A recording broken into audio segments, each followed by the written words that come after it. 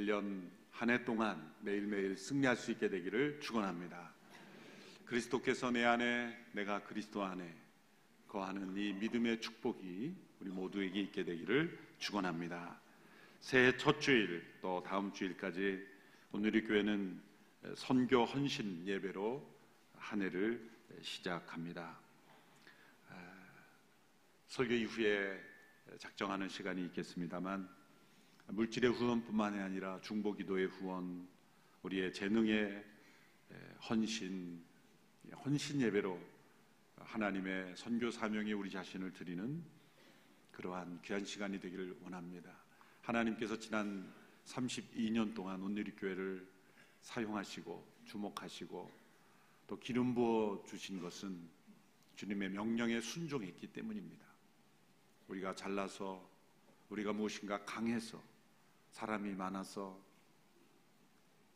그 누군가가 뛰어나서 하나님께서 우리를 사용하시는 것이 아니라 주님의 명령, 주님의 약속을 붙잡고 우리가 그 길로 걸어갈 때 주님은 우리를 통해서 역사하시고 또 일하시고자 하는 그 뜻을 이루실 줄로 믿습니다.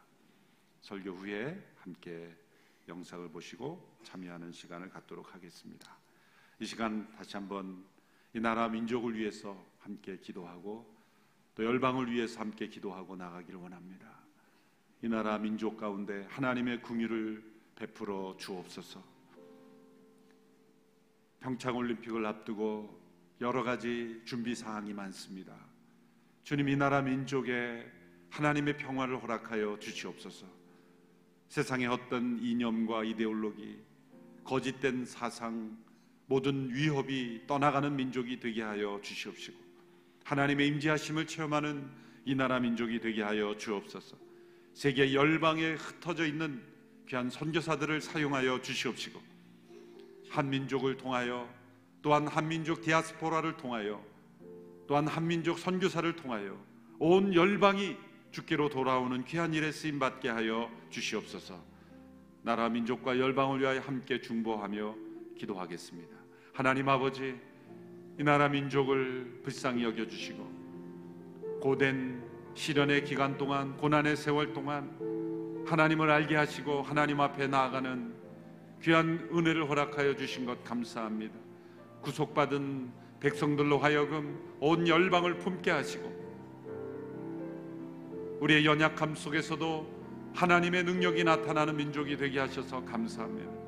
온 열방의 땅끝까지 선교사들을 파송하며 그들을 통해 주의 나라를 이루도록 쓰임받는 그런 통로가 되게 하신 것 감사합니다. 이 나라 민족이 하나님께 주시는 그런 축복과 은혜를 누릴 때마다 우리가 도리어 더욱더 주 앞에 바로 서게 하여 주시고 주님의 쓰심에 합당한 종들이 될 수 있도록 우리를 축복하여 주시고 붙잡아 주시기를 원합니다.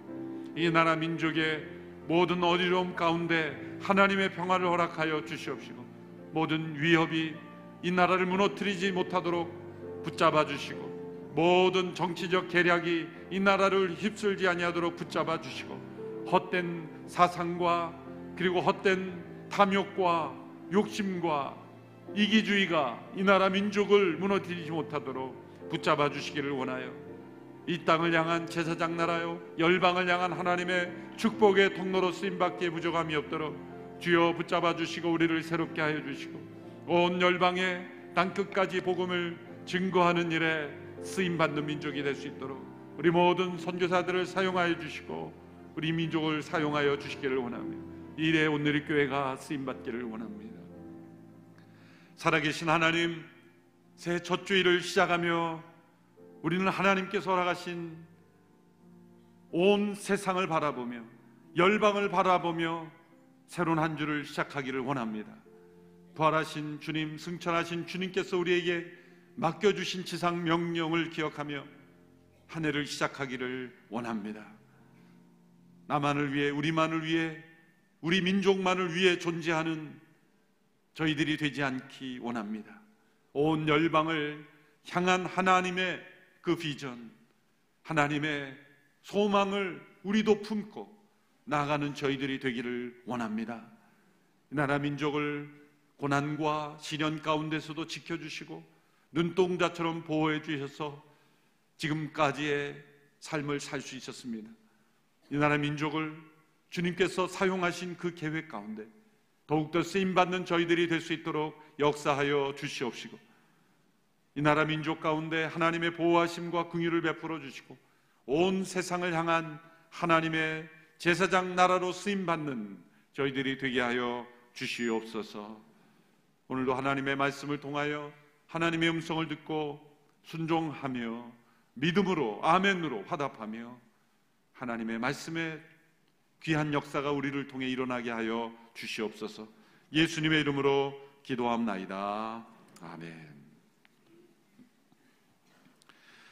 예수님의 제사장, 대제사장 기도라 불리는 요한복음 17장의 마지막 기도의 내용입니다. 예수님께서 십자가를 지시기 전에 하셨던 기도이지만 부활 승천하신 이후에 하늘 보좌 우편에서 지금도 예수님께서 우리를 위하여, 세상을 위하여 드리고 계신 기도다라고 말할 수가 있습니다. 이것은 미래를 품은 기도입니다. 세상을 품은 기도요, 또한 선교의 기도입니다. 우리는 어떤 고통스러운 사건이 내일 기다리고 있다고 한다면 그 고통으로 인해서 우리는 그것 외에는 다른 어떤 일도 생각할 수 없게 됩니다. 그러나 예수님은 십자가의 엄청난 고통을 눈앞에 두고서도 그 십자가 너머에 있는 영광스러운 미래를 내다보셨습니다. 십자가의 구속을 통해 이루실 하나님 나라의 영광을 바라보셨습니다. 그리고 온 세상에 이 하나님의 구원이 증거될 그러한 비전을 바라보신 것입니다. 특별히 제자들의 증거를 통해서 예수님을 믿게 될 사람들을 위해서 기도하셨습니다. 오늘 본문 20절의 말씀을 보시면 내 기도는 이 사람들만 위한 것이 아닙니다. 이 사람들이 전하는 말을 듣고 나를 믿는 사람들을 위해서도 기도한 것입니다 라고 말씀하시며 기도하셨습니다. 십자가를 눈앞에 둔 시점에서 미래의 제자들, 그 미래의 사람들은 예수님을 따르는 제자들을 통해서 믿게 될 사람들입니다. 이 기도를 통해 우리가 발견되는 놀라움은 예수님은 제자들을 믿고 계셨다는 것이죠. 제자들이 배반할 것을 몰라서 믿으신 것이 아니라 제자들이 배반할 것을 아심에도 불구하고 그들의 회복을 믿으셨다는 것이죠.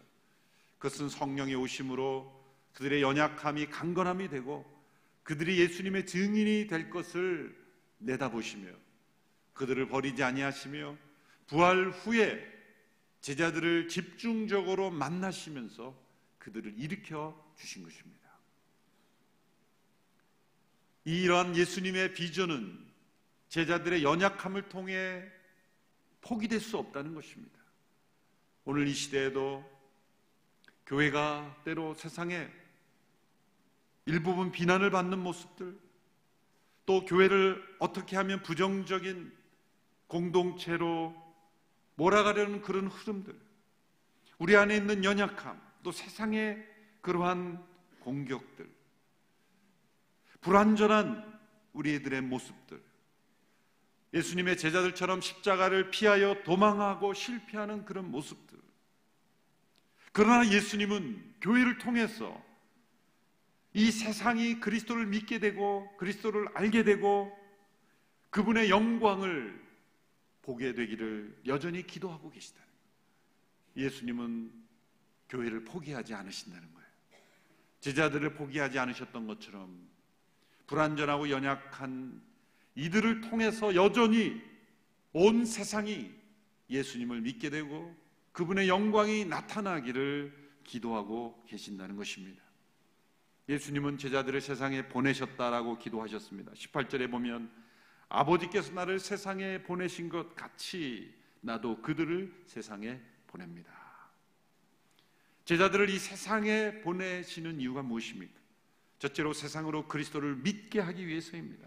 21절 후반부에 보면 아버지께서 나를 보내셨다는 것을 세상이 믿게 하소서. 둘째로 제자를 세상에 보내시는 이유는 세상으로 그리스도 안에서 주시는 이 하나님의 사랑을 알게 하기 위해서입니다. 23절 후반부에 보시면 아버지께서 나를 보내신 것과 아버지께서 나를 사랑하신 것처럼 그들도 사랑하셨다는 것을 세상이 알게 하려는 것입니다. 셋째로 제자들을 세상에 보내신 것은 세상이 그리스도의 영광을 보게 하기 위해서입니다. 24절 후반부에 이렇게 기도하셨습니다. 같이 한번 읽어볼까요? 아버지께서 세상이 창조되기 전부터 나를 사랑하셔서 내게 주신 영광을 그들도 보게 하소서.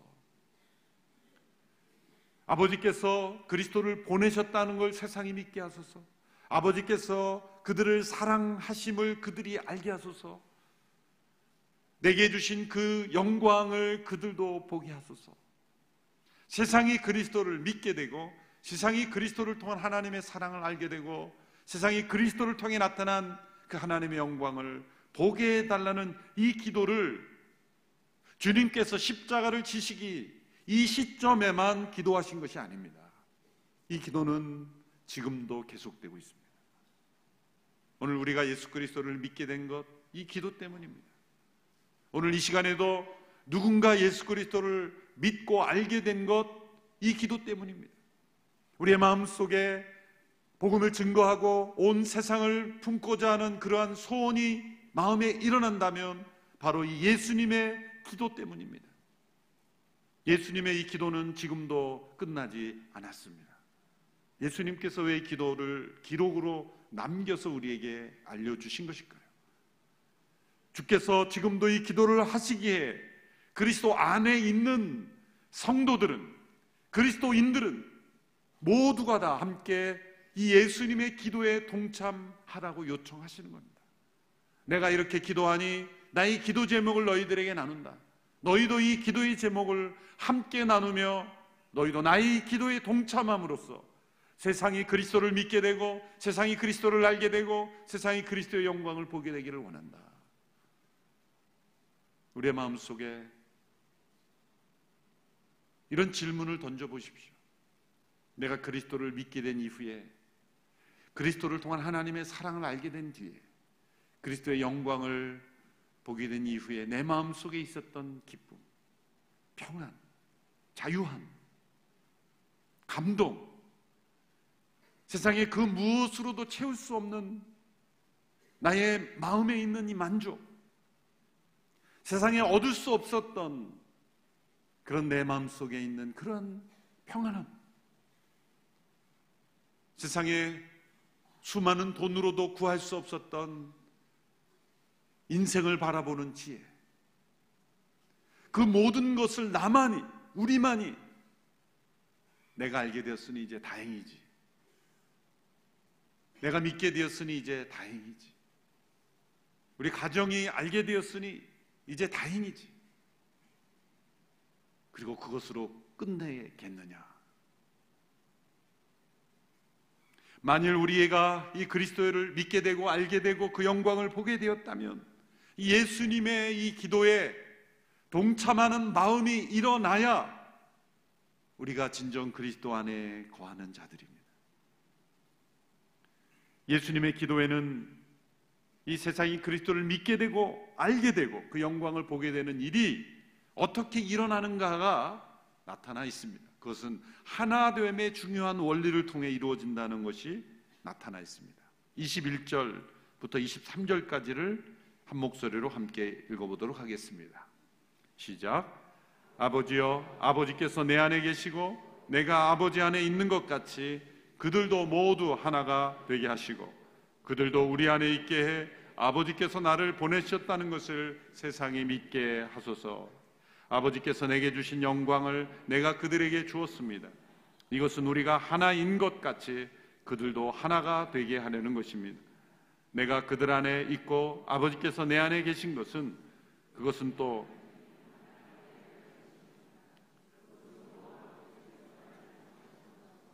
그들도 사랑하셨다는 것을 세상이 알게 하려는 것입니다. 아멘. 예수님께서 이 기도 가운데 네 가지 하나됨이 나타납니다. 이 하나됨의 원리가 무엇 같이 이렇게 반복되죠. 굉장히 복잡한 것 같지만 네 가지의 하나됨을 말씀하신 거예요. 첫 번째는 삼위일체 하나님 안에 있는 하나됨입니다. 내가 아버지 안에, 아버지께서 내 안에 계셔. 예수님이 말씀하신 것이죠. 하나님을 아버지라 부르시며 예수님을 성자 하나님으로 나타납니다. 삼위일체는 예수 그리스도를 통해서 우리에게 나타난 거예요. 그리스도를 통하지 않고는 삼위일체 하나님이 우리에게 나타나지 않습니다. 삼위일체 하나님은 예수 그리스도를 통해서만 볼 수 있는 신비의 영역입니다. 내가 아버지 안에, 아버지께서 내 안에 계셔. 이 성부 하나님, 성자 하나님, 성령 하나님 간에 존재하는 이 신비한 연합, 하나됨, 그 하나됨이 존재합니다. 본질상 한 분이신 하나님이 세 분의 인격으로 존재하는데 세 분 간에는 온전하고 놀랍고 신비한 연합이 존재한다는 것. 예수 그리스도께서 십자가에서 죽으시고 부활 승천하시고 성령님이 오심으로 하나님이신 하나님의 영이 세상에 존재하심으로 우리를 구원하시는 역사를 이루신 이 삼위일체 하나님 간의 하나됨에 대해서 말씀하고 계세요. 우리가 하나인 것 같이, 우리가 하나인 것 같이, 아버지께서 내 안에 계시고 내가 아버지 안에 있는 것 같이 삼위일체 하나님의 하나됨. 두 번째 하나됨은 예수님 안에 존재하는 이 두 가지의 본성이 하나됨입니다. 그것은 신성과 인성의 하나됨. 예수님은 완전한 하나님이시며 동시에 완전한 인간이신 하나님. 이 두 본성이 하나 되어 계신 거예요. 완전히 혼합된 것도 아니고 분리되어 있는 것도 아닙니다. 분리되었다고 말해도 이단이고 혼합되고 말했다도 이단이에요. 신성과 인성이 독립적으로 존재하면서 온전히 하나 되어 존재하는 것, 이것이 두 번째 신비한 하나됨입니다. 세 번째 하나됨이 나타납니다. 그것은 예수님과 바로 그분을 믿는, 그분께 속한 그분 안에 있는 자들의 하나됨. 그리스도께서 우리 안에, 우리가 그리스도 안에 거하는, 그리스도께서 내 안에, 내가 그리스도 안에 거하는 하나됨입니다. 그리스도를 통해 구속받은 이들이 예수 그리스도를 머리로 하여 우리 모두가 그분의 지체가 되는 하나됨. 내가 그들 안에 있고, 말씀하셨어요. 내가 그들 안에 있고, 아버지께서 내 안에 계신 것은, 이 세 번째 하나됨은 예수 그리스도와 우리와의 하나됨입니다. 이제는 내가 산 것이 아니 오직 내 안에 그리스도께서 사신 것이라 고백하는 이들의 하나됨. 자, 이 네 번째 하나됨은 예수님께서 기도하신, 믿게 될 장차 믿는 그리스도인들 가운데 일어나는 하나됨. 예수 그리스도를 머리로 한 지체들끼리 서로 연결되어 있는 하나됨입니다. 그들도 우리 안에 있게 하사 그들도 모두 하나가 되게 하시고, 아버지께서 내 안에 계시고 내가 아버지 안에 있는 것 같이 그들도 모두 하나가 되게 하소서. 그들도 하나가 되게 하려는 것입니다. 여러분이 하나됨은 무엇입니까? 예수님께서는 오늘날 교회가 2000년이 넘는 역사를 통해 오늘날 교회가 이렇게 많이 분열하고 수많은 교단이 생길 것을 미리 다 아셨을 거예요. 어떤 사람들은 예수 믿기 싫다는 이유가 교파가 너무 많아서 믿기 싫다는 거예요. 참, 믿기 싫은 이유를 그렇게 다양한 이유가 있을 수가 없어요. 그러면 설사 모든 기적이 일어나서 모든 교파가 없어지고 하나의 대교단으로 통합되면 믿지 않겠다는 사람들이 갑자기 믿겠다고 나서겠습니까? 예수님 말씀하신 것은 어떤 조직적인 하나됨을 말씀하신 게 사실 아닙니다. 역사적으로 조직적으로 하나 되었던 때가 있었죠. 사실 그게 중세시대입니다. 초대교회를 보면 엄청난 생명력과 성장이 있었지만 때로 그 안에는 갈등이 있었고 때로는 어떤 어려움이 있었고 조직적인 연합의 차원에서 보면 아주 보잘것이 없었어요. 도리어 후에 교회가 콘스탄틴과 그의 황제들의 지지를 받으면서 전 유럽을, 중세시대 전 유럽을 커버하는 조직적인 연합체를 갖추었을 때 그 생명을 도리어 잃어버렸어요. 동서남북 어디를 가든지 하나로 조직으로 얽혀있는 그 시대, 교황이 머리가 되었던 그 시대가 있었지만 교회는 영적으로 강했습니까? 위대했습니까? 오히려 정반대가 되었습니다. 교회 제도권 안에 많은 사람들이 모였지만 사람들은 오히려 믿음 가운데 거하지 못했습니다. 예수님 말씀하신 것은 어떤 조직적인 인스티튜셔널한 유니티가 아니에요. 또 교회가 모든 획일적으로 동일하게 되어지는 그런 하나됨도 아닙니다. 요즘은 이데올로기로 하나됨 자체를 우상화해서 모든 종교는 하나다, 교파 종교 뛰어넘어서 다 하나되다, 궁극적으로 추구하는 건 같다, 이슬람의 하나님과 기독교 하나님도 같은 것이다, 하나됨을 우상화한 거예요. 하나됨이라는 그런 이데올로기로 교회는 하나 되어야 된다. 예수님이 기도하신 것은 그 기도가 아닙니다. 왜요? 앞에 세 가지 하나됨 속에서 나온 거예요. 예수님의 이 하나됨은 다 이 고리처럼 서로 연결되어 있어요. 첫 번째 하나됨이 두 번째 하나됨을 만든 거예요. 첫 번째 하나됨이 뭐예요? 조금 전에 말씀드렸지만 잊어버리셨을 거예요. 삼위일체 하나님 간의 하나됨이에요. 삼위일체 되신 하나님이 하나됨이 두 번째 하나됨을 만들었어요. 두 번째 하나됨이 뭐예요? 야단 맞을까 봐 먼저 말씀하시죠. 두 번째 하나됨은 예수님 안에 있는 하나됨이에요. 예수님이 왜 신성과 인성을 가진 분으로 세상에 오셨어요? 삼위일체 되신 하나님이 이 세상을 구원하시기로 작정하셨기 때문에 예수님께서 육신을 입어서 세상에 오신 거잖아요.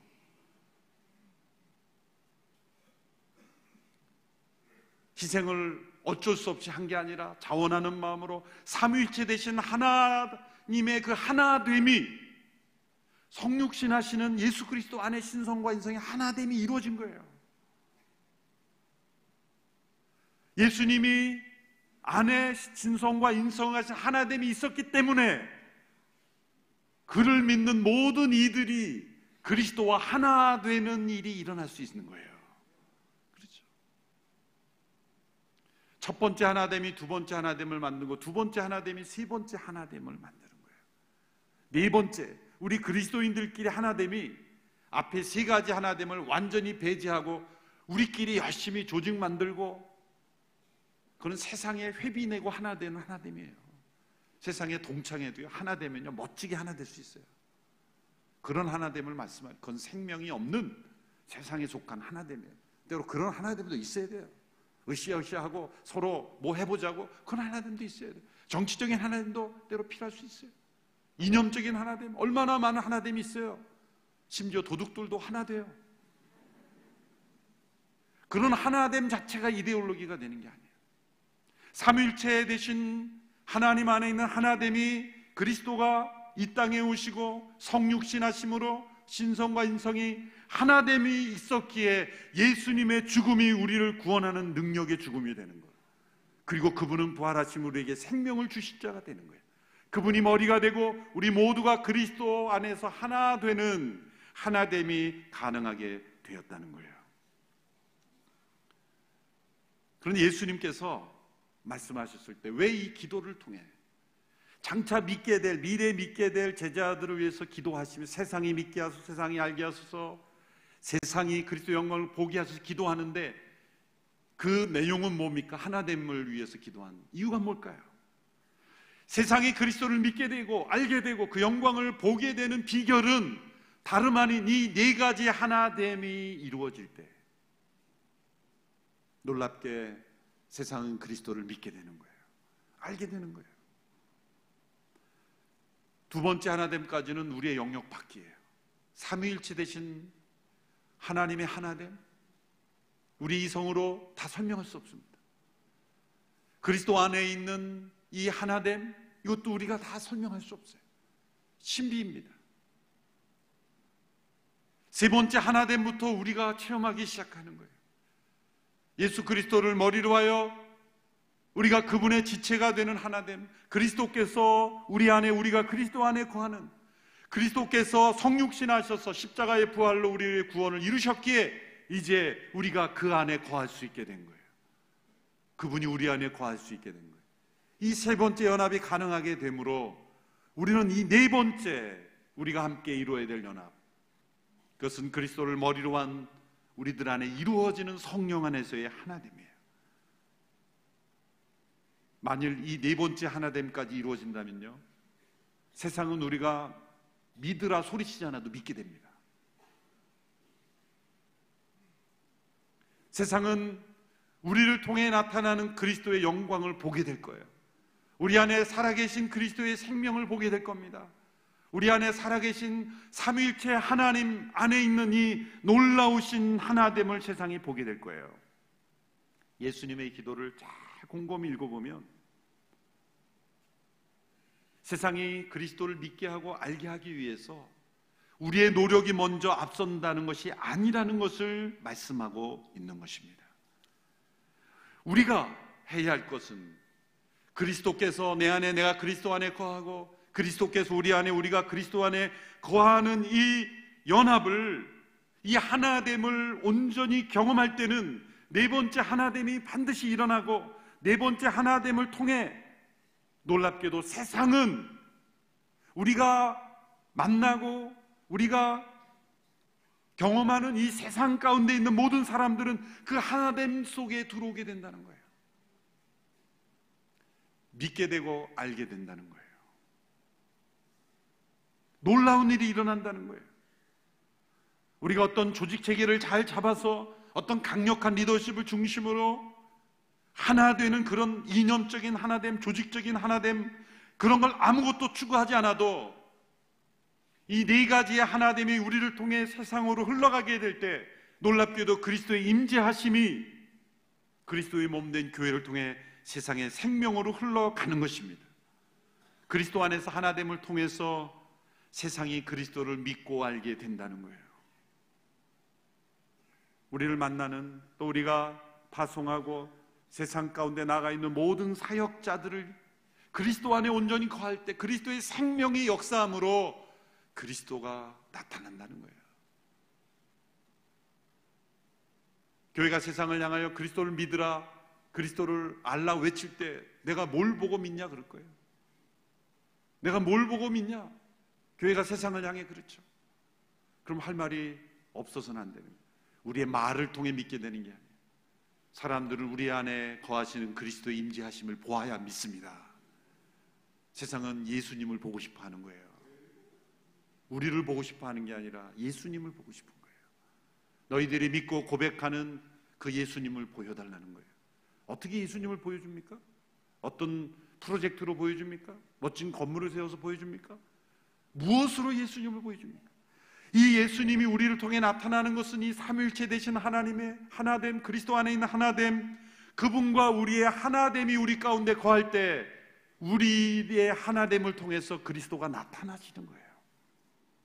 온 세상에 이 그리스도의 임재하심이 나타나게 되어 있는 것입니다. 세상적인 조직의 힘으로 세상을 품으려는 조직은 세상에 의해서 망하게 되어 있어요. 그러나 살아계신 그리스도의 임재하심 가운데 거하는 공동체는 온 세상을 품게 되는 것입니다. 그래서 교회가 1차적인 사명은 그리스도 안에 온전히 거하는 거예요. 우리가 하는 어떤 액티비티가 아니에요. 어떤 사역도 아니에요. 사실 그리스도께서 내 안에, 내가 그리스도 안에 거하고 우리 모두가 그리스도 안에 거하는 자들로 하나됨을 이루면 세상은 반드시 믿게 됩니다. 보게 됩니다. 우리의 선교도 이런 관점에서 보는 거예요. 그리스도께서 우리 안에 거하심으로 나타나는 열매의 사역, 증거는 세상이 우리를 통해 그리스도가 나타나지게 되는 것입니다. 우리를 사랑하신 그 사랑으로 세상을 사랑한다는 것을 그들이 알게 된다는 거예요. 나를 사랑하신 그 사랑을 동일하게 내가 미워하는 그 사람도 사랑한다는 거예요. 내가 알지 못하는 그 민족도 사랑한다는 거예요. 내가 한 번도 가보지 않은 그 나라도 사랑한다는 거예요.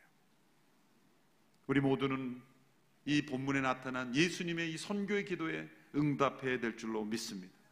그리스도께서 우리 안에 거하셔서 이 기도가 우리를 통해 이루어지도록 우리 자신을 드려야 합니다. 올 한 해 더욱 힘써 우리가 그리스도 안에 거하는 교회가 되기를 원합니다. 그리스도의 생명이 우리를 통해 이 세상에 흘러가기를 원합니다. 그리스도의 임재하심은 결코 내 안에만 머물지 않습니다.